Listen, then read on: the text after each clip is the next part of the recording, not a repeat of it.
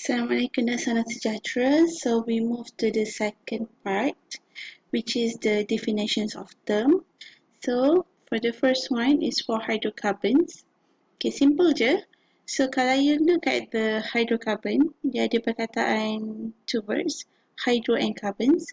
So meaning that a compound that contain carbon and hydrogens only. Okay, that one is the definitions. Okay, the second one is isomer. So this one pun dah belajar since form 4 I rasa. So it's actually a compound that has same molecular formula but different arrangement of atom. So means that, for example, any compound, so say C4H10 for example. So it could be this one, it could be this one. So same molecular formula 1, 2, 3, 4. So ada 1, 2, 3, 4 ada 4 carbon, ada juga dengan 10 hydrogen. So 3 hydrogen, 3 hydrogen, 3 hydrogen. Yang dekat tengah ada 1, 2, 3 bonding, so meaning that 1 hydrogen. So 3 campur 3 campur 3, 9, campur 1, 10. So kalau yang hujung ni, you ada CH3, you ada CH2, CH2, CH3. Macam mana saya tahu hujung ni adalah CH3? Sebab dia ada 1 bonding, so 4 tolak 1, you dapat 3 hydrogen. So tengah ada 1 bonding, 2 bonding, so 4 tolak 2, so you ada dapat 2 hydrogen. So yang ini bersama, ada 1 bonding, 2 bonding, so carbon mesti buat 4 bonding, so dah ada 2 bonding, so tolak lagi 2, tak cukup 2, so ada 2 hydrogen. Kenapa saya kata bila macam ni tak cukup bonding tu, maksudnya macam ni carbon 1, carbon 2, carbon 1 cuma ada 1 bonding saja dengan carbon nombor 2. So kenapa saya kata dia ada 3 hydrogen? Sebab ini adalah skeletal structure. So bila skeletal, kita tak tunjuk carbon, kita tak tunjuk hydrogen. So sebab tu bila you tak nampak, okay, so you boleh assume dia adalah hydrogen. Okay, tapi kalau macam ni, CH2, CH, CH3 for example. So carbon mesti 4 bonding. So carbon pertama ada 1 bonding dengan carbon kedua. Okay, ada 2 bonding dengan hydrogen. So bermaksud 2 campur 1 baru 3 bonding. Carbon yang tengah ni ada 1 bonding dengan carbon pertama. Okay, 1 bonding dengan carbon kedua, sudah 2 bonding, tambah 1 bonding dengan carbon ketiga, so carbon plus hydrogen ketiga, sorry, so dah jadi 3 bonding. Okay, yang ini you tak boleh assume carbon ni kurang hydrogen. Kenapa? Sebab berbeza dengan yang skeletal. Skeletal kita hide the carbon number, okay, and then juga the hydrogen's number. Tapi untuk condense tak, kita show it. Kita tunjuk carbon ni ada 2 bonding dengan hydrogen, carbon ni ada 1 bonding dengan hydrogen. So kalau tak cukup bonding macam ni, okay, dia mesti kena 4 So kemungkinan dia ada double bond antara 2 bonding ni. So bila ada double bond dah cukup. Kalau you tak jelas, you boleh expand structure ni. For example, ada H, okay, and then you ada C dengan H, and then you ada C dengan 3 hydrogens. Okay, so ini maksud saya tadi. Okay, you boleh nampak carbon yang tengah ni, dia ada 1 bonding, 2 bonding, 3 bonding. Okay, tak cukup lagi 1 sebab carbon mesti 4. Carbon yang hujung ni ada 1 bonding, 2 bonding, 3 bonding. Dia pun tak cukup juga, kena ada 4. So tak boleh tambah bilangan hydrogen macam you assume pada skeletal. Skeletal tadi, okay, you kira okay 1 bonding, so maksudnya carbon hujung 3 tolak 1, 4 tolak 1, you dapat 3 hydrogen. So carbon tengah 1 bonding, 2 bonding, so 2 hydrogen. You tak boleh assume bilangan hydrogen dia.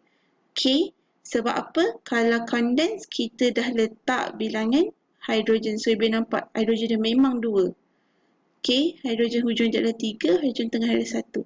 So tak boleh suka-suka hati untuk tambah bilangan hydrogens. Beza skeletal, kita sorok bilangan carbon and hydrogens. Condense, we show the number of hydrogens. So you cannot simply add up ataupun cannot simply anggap this carbon lack of one hydrogen, so kita tambah. Tak.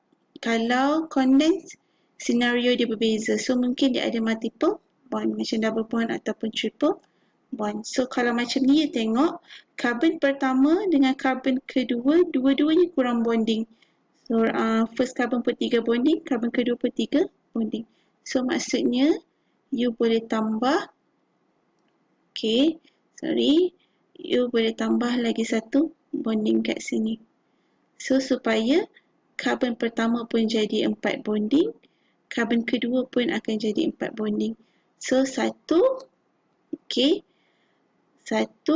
3, 4. Setiap satu carbon tu dah cukup 4 bonding. So ini kita revise balik yang video part 1 punya. Alright, so the next terms adalah electrophile dengan nucleophile.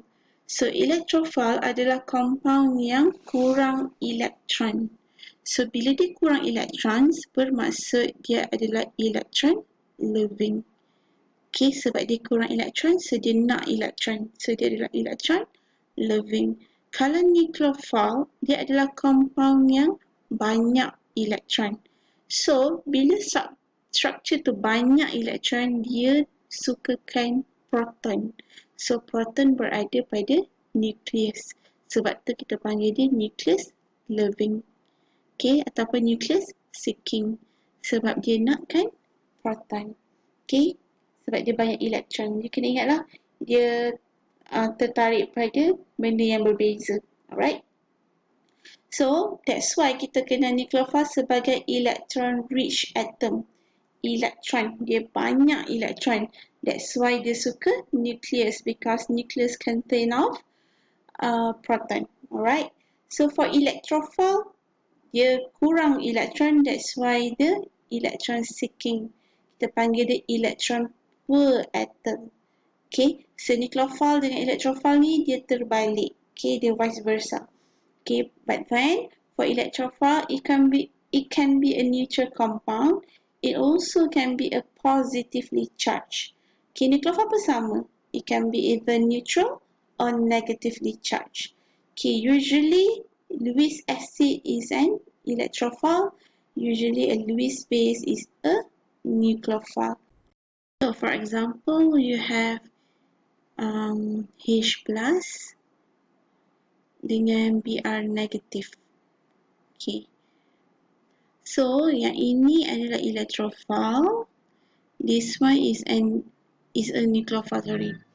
So kenapa nucleophile? First thing, sebab dia ada negatively charged. Yang ini electrophile sebab dia positively charged. Mudah.